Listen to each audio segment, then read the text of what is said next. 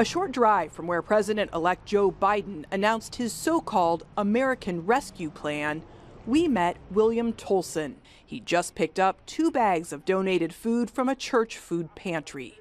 He's been unemployed for 6 months and is hoping the renewed promise of a bigger stimulus check doesn't evaporate. We elect them to do a job that they've kind of dropped the ball. I'm not going to blame it on Republicans or Democrats. I'm going to blame it on everybody, because as a group, they're supposed to come together and do what's best for you and I. On Thursday, Biden announced his $1.9 trillion strategy.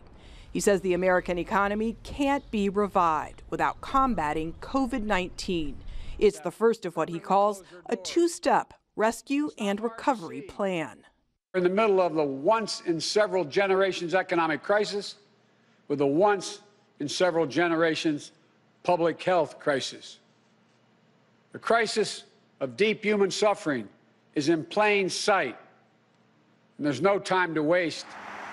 Biden's proposal includes $1,400 stimulus checks for those in need, funding for a national COVID-19 vaccination program, and increased testing, with a focus on reopening schools and creating a public health workforce with 100,000 jobs. Biden also wants to provide money to combat hunger in America, struggling public transit systems, and small businesses.